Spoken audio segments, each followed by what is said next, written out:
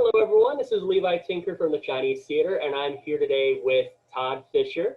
Todd, of course, is the son of Debbie Reynolds and the brother of Carrie Fisher, and we've had the pleasure of doing several things celebrating Carrie and celebrating Debbie at the Chinese Theater over the last couple of years. And so Todd has been gracious enough today to sit down with us and talk a little bit about Carrie. And so thank you for joining us from Las Vegas. Love to, I always love to talk shop about my mother and sister because they were really fun people, and love to keep that legacy alive. I had the pleasure once time each meeting both Carrie and Debbie. Debbie, we had a premiere, I think I want to say early 2000. She was here for a guest for, and Carrie, we had the premiere for Charlie's Angels Full Throttle back in 2002. So, and it just was such an incredible experience meeting both of them. And well, I always tell the story about being, with Carrie in front of the theater in 1977 for the premiere of Star Wars. Now, we've been there many other times as kids. We used to go to the movies there all the time in the day, and my mother had a few premieres there. But there we were standing there for the Star Wars premiere, just over on the one side of the doorway and looking out at the people camped out. And we had never seen anything like that before, ever. And we were like, wow, what is this we are looking at here? And so I've always felt connected to the Chinese theater, partly because of that. It was almost like a full circle thing. Obviously, my mother's footprints and handprints are there, and we had spent a lot of time there, but that was kind of the capper. It brought it full circle. Yeah. So can you talk a little bit about, growing up with Debbie as your mom and having Carrie as your sister? Well, you don't, when you're a family member, that's your family. So you don't really have another family that you can compare it to, except maybe like Father Knows Best on TV or Leave It to Beaver or something. Yeah. So, and I had some friends that I had moderately normal lives. Ours was rather eccentric. I thought it was weird, but I can assure you nothing weird about it. Mm-hmm. To keep normal within the environments. We had these huge parties with royalty, and looking back on it now, you would say, wow, that's impressive. Mm-hmm. But at the time, it didn't seem weird at all that I would be playing in my room with my slot cards with James Garner because he didn't want to hang out at the party. Or Betty Davis would be sitting on my toilet talking to me because she didn't want to wait in line for the other bathroom. Mm-hmm. So I mean, all that just became part of my normal. Yeah. And I understand that's not normal, but only later did I realize it wasn't normal. If there is, now, when you're using the word normal and you're talking about my sister and I, that probably isn't such a good use of that word. I mean, that never, so, we never fit into a box, and Carrie certainly was never normal, in a good way. It's what made Carrie so amazing was the fact that she wasn't normal or in this little sort of box that a lot of us live in. She always was outside of the box, sometimes in a big way. Yeah. And, that was obviously my job a lot through life, was being the designated driver of our family, so to speak, because Carrie obviously could get off the rails. And my mother and I spent a lot of time working with that. But that's also what made Carrie so brilliant, so creative, so unique at the way that she embraced and looked at life. Nobody saw it the way she saw it. No one wrote about it the way she wrote about it. No one could. Yeah. So, my mother provided this stability to us. My mother was very normal, so to speak. She was a girl from Texas, from Burbank. Yeah. She never had what Carrie and I grew up in the middle of. So she really tried to exercise this sort of control over the extremes that were available to all of us. Now, that didn't work at a certain point with Carrie and I, because by the time we got to be teenagers, it was over. Mm-hmm. It was impossible to control it entirely. But she did a great job when we were younger. It was fun, though. I mean, I got to look back and say you couldn't possibly complain about having to endure what we endured. Yeah. Carrie made an effort early on in life when she got into therapy to try to, sort of blame things on that. But I don't think it flies personally. I think you have to look at that and go, that was awesome. Mm-hmm. What a ride that was. I mean, it was like the e-ticket at Disneyland in the day. Yeah. Now, now of course, very cose to you was of course producing Bright Lights, which you screened at the theater not that long ago. And That was fun. can you talk a little bit about working on that, working with the directors and putting that together to tell their story and because it's a beautiful love letter when you sit down and you watch it. Yeah, I mean, that was really Carrie's idea initially. She was afraid we were going to lose my mother, some sooner than later. And she thought, wow, maybe we should try to do something on Debbie. And I was like, yeah, she's never going to go for that traditional, because my mother didn't like being propped up or anybody saying how great she was. She was always very standoffish at that. She rejected the opportunity to take the spotlight individually. So I said to Carrie, let me work on sort of a back door and how we can get this done. So that's how we came up with the idea of sort of making it more about the family, more about Carrie and her relationship. So that Debbie would have done that. She's like, oh, I'm on board with that kind of concept. Because if you want to talk about family, that was her priority. So if you wanted to make it look a little more normal, so to speak, she could go for that. So that's how we sold it to my mom. Alexis Bloom and Fisher Stevens. Fisher was the first person that was recommended to us through Charlie Wessler, who's a friend of Carrie and my since high school. And Charlie's a producer. And he said, you should try to get Fisher into this. Fisher loved the idea, but he was saying to me, well, why aren't you going to direct it? Yeah. And I said, well, you'll know soon enough. Because I said, you need me back here trying to keep a little order in the backfield, because there's going to come a time where there's going to be conflict and it came quick enough, because right away when we were showing things about Carrie's manic depression, we showed some scenes of her in the middle of that, and her lawyers right away went after Fisher and said, you can't show that. And then I called up the lawyers and said, well, that's exactly why it's in there. I mean, this is what Carrie is all about. Didn't you read her freaking book? Yeah. I mean, it's like she's all about outing these stigmas. Mm-hmm. So I think Carrie of all people is going to be on board. I said, but I'll tell you what, let's ask Carrie. I'm not going to override her feeling. And Carrie's like, hell yeah, let's show it all. And that's how she was. Carrie herself was the one that coined the phrase, our family was brought up wearing its underwear on the outside of our clothes. I mean, we were brought up like that. We didn't have any secrets. And I think Carrie lived her life that way, but also for the better of all of her fans and friends, because we benefited by her honesty. We benefited by her saying it's okay to have imperfections, to not be perfect. I mean, as if we shouldn't, it's like we don't seem to know better. Yeah. We judge people. Hey, you're not perfect. Oh, duh. Like when Carrie passed away, I was approached by the press sometime later when her blood work came out, and they were like, we'd like to get your comments on the autopsy blood work that came out that shows drugs in Carrie's system. I'm like, comment about what? And they're, well, I mean, they found drugs in her system. I said, like, that's news? Yeah. Did you read any of her books where she wrote about this? I mean, it's like not news. Yeah. I mean, she talked about it. I don't need to talk about it. Oh, wow. Revelation. Yeah. She got high. Oh, you're kidding.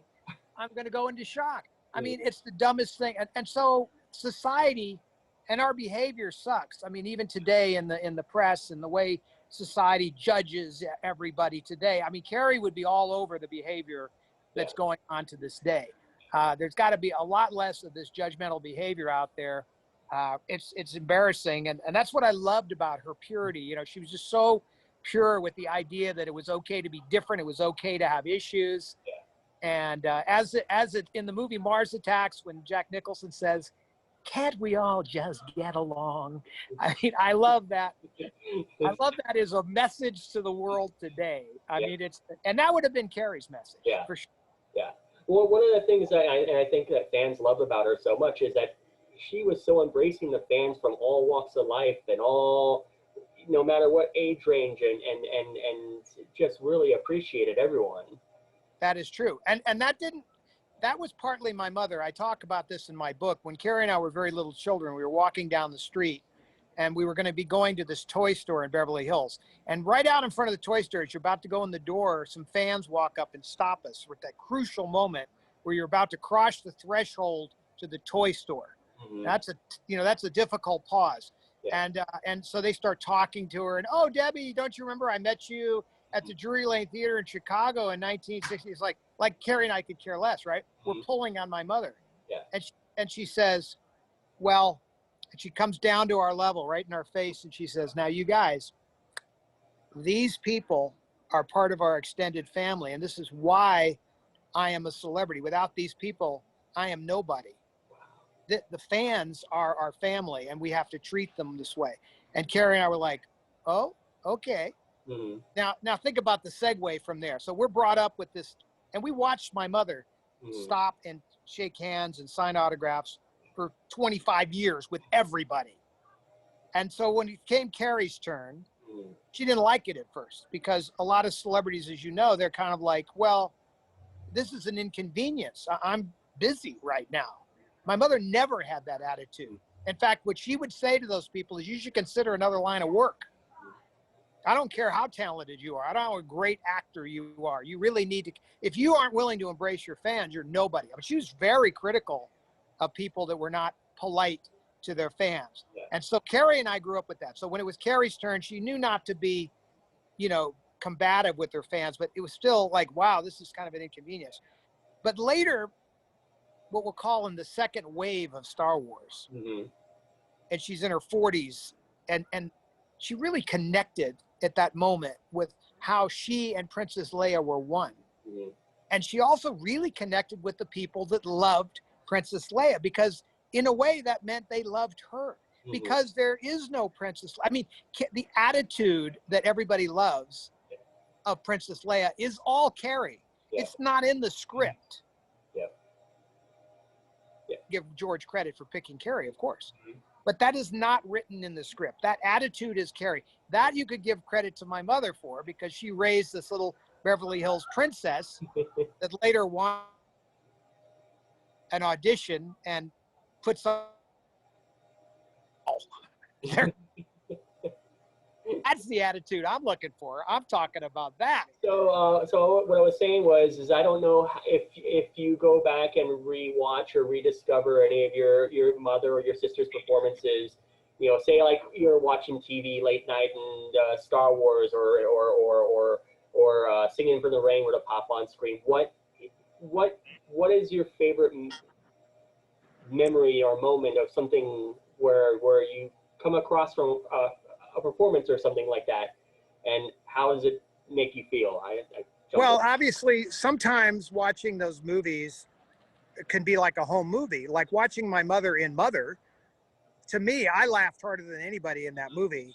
And Carrie and I really grinded my mother to make sure she did that film. She was up on the fence about doing it because that was in the middle of her having the Vegas hotel and she didn't want to leave. And I was like, no, you have to do it. Carrie was like, you must do it. This is so you. So watching that movie is such a delight. It's so funny, but it's almost like watching a home movie too, parts of it.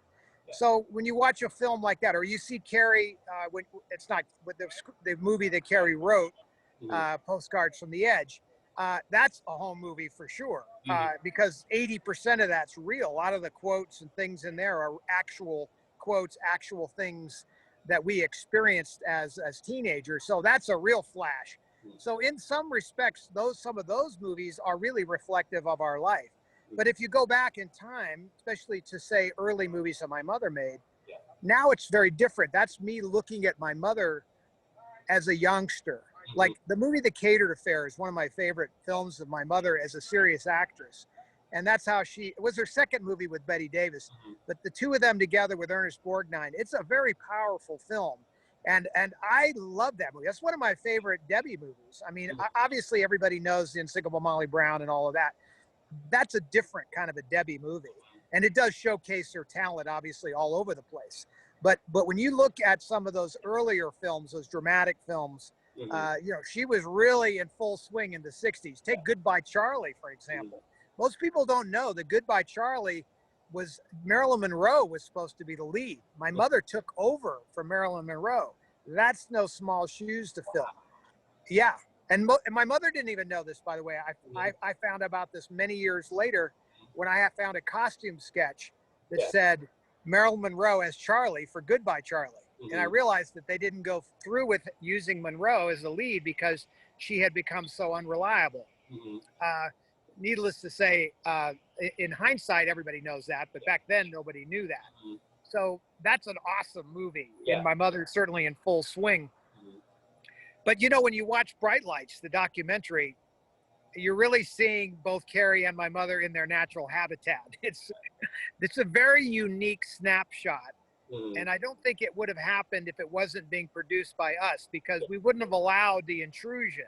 You know, it needed to be produced by us with our blessing on it, because without that, you're going to be like, who are these people and why do I want them around here filming in my house?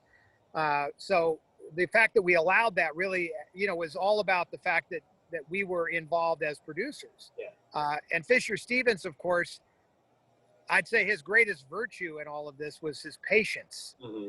And then to dig through the monumental piles of home movies and other artifacts to make this thing come to light, that was no small task either. So there was some greatness in that. Singing in the Rain, of course, is my favorite musical of all time, bar none, period, because I love the fact that it's a movie about making a movie. And I love the reality of that. And there's just something important about that movie that sort of reflects the times. It reflects a beautiful time in our country's history and what we were doing creatively at that time. There's a magic that has been lost in certain areas, not all areas, but boy, was there some magic in that stuff. And in the early days of MGM and 20th Century Fox and Warner Brothers, there certainly was a magic to what was going on. There was a freshness, obviously, to a lot of it. But there was a magic to the people like Fred Astaire. I mean, the greats. I mean, the history, the journey that we've all been on since Charlie Chaplin, you know, he was obviously forging the way in many ways, certainly in the comedy areas. But of course, obviously, he was doing incredible storytelling. And it challenged all the other filmmakers to do better and better. And people like Fred Astaire challenged the great choreographers and the great dancers to do more beautiful things and more amazing things. It's just an ongoing one-upsmanship, the history of MGM. So watching all of that evolve is miraculous. And so to be part of it, and she was certainly part of it, is an amazing thing. What's incredible is my mother was 19 when Singing in the Rain became what it was. It's one of the greatest musicals of all time. But Carrie was 19 with Star Wars being the most influential science fiction film of all time, arguably. So that's kind of a strange parallel. And like, and they're like literally 25 years apart too. Yeah, exactly.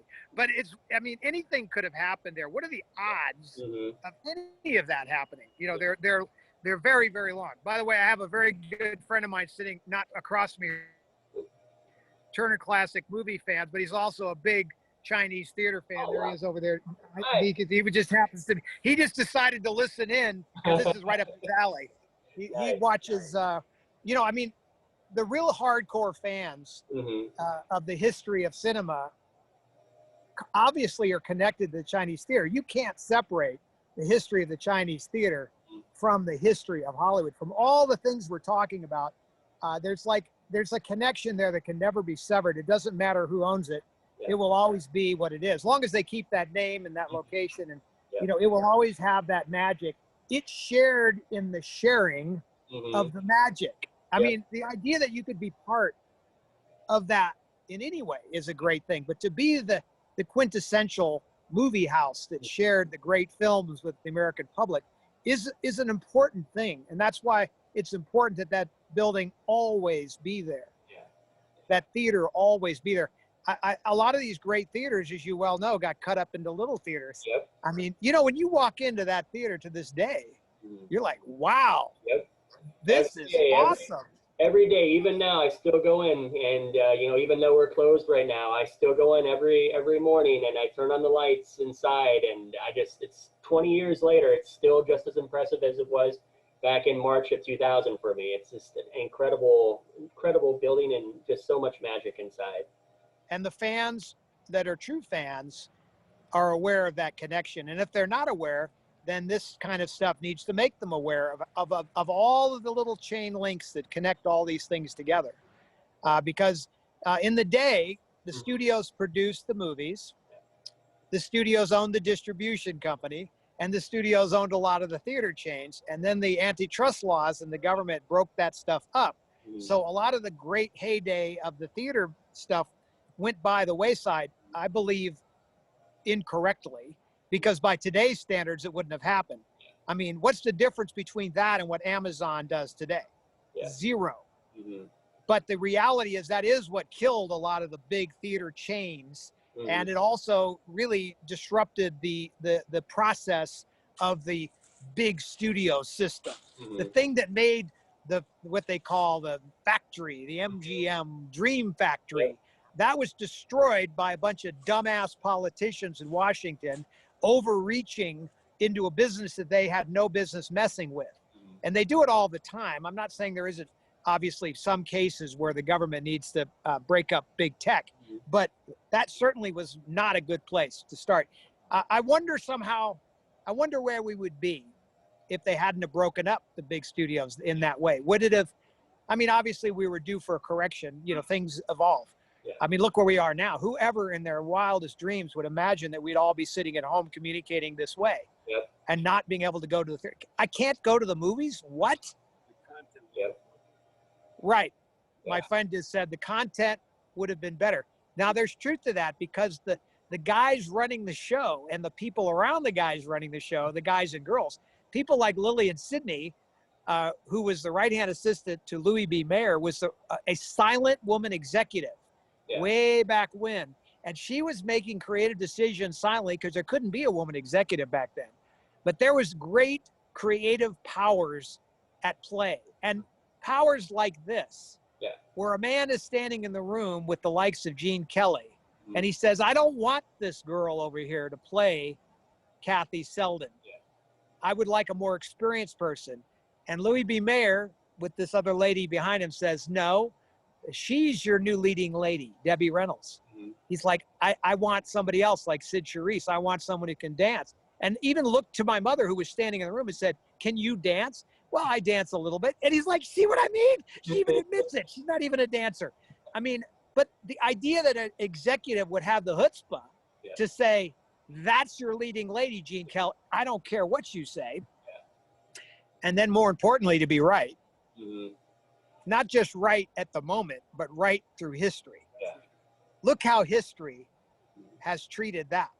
Yeah. I mean, I don't know if everybody knows that story exactly, but that is a great example of American creativity in an environment where we're going to argue about what should it be. Yeah. So, you know, most people would have folded to Gene Kelly, mm-hmm, but he didn't. He knew what was best. In the long run, he turns out to be right. By the way, Gene Kelly admitted it many years later, of course, mm-hmm, and my mom and him were lifelong friends.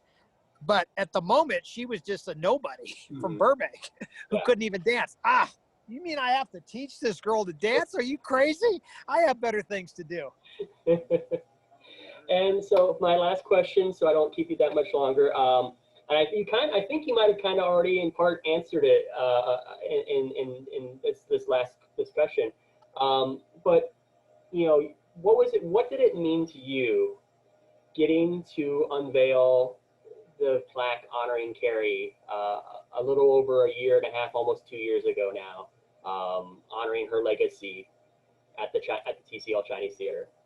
Well, first of all, I barely got through it. You know, I mean, it choked me up, because the idea that my mother and sister would be the only two sort of mother-daughter team represented and honored in that fashion, that has significance to me, mm-hmm, as the brother and son of somebody who wants to see that legacy properly identified and represented. So the idea that the theater would recognize that would make what is, I think, a beautiful laser engraved stone and put it where it is. I mean, it's very important to my family.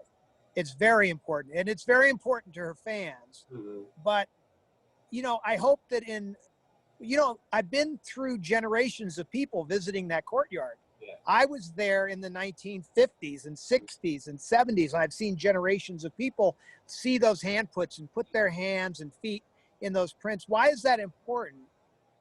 It's a magic, and it's unexplainable. There's a magic to it. It would seem almost trivial when it was being done, maybe originally, like, hey, I got a good idea. Let's have them put their hands in here. But now here we are generations later, and generations of people have put their hands and feet and touched that little bit of magic. And it's an important piece of the American fabric.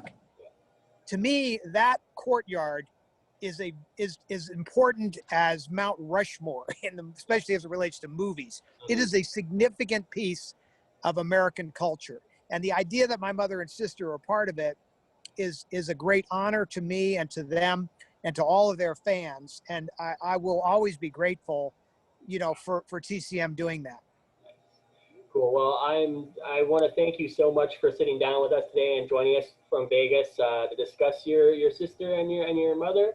And it's always a pleasure to see you, and look forward. Hopefully we'll see each other in person again, not too distant future. But thank you again so much for your time. Well, I'm looking forward to going back to the movies and sitting in that majestic theater of yours and hearing that amazing Dolby Atmos sound that even though you could buy that stuff for your house, there's never going to be anything like sitting in that theater with that huge screen. Sorry. And also, there's something to sitting in an audience, the toxic nature of laughter and whatever the emotions are can only be experienced in a live theater. So whatever we do, we must keep that alive. Yes.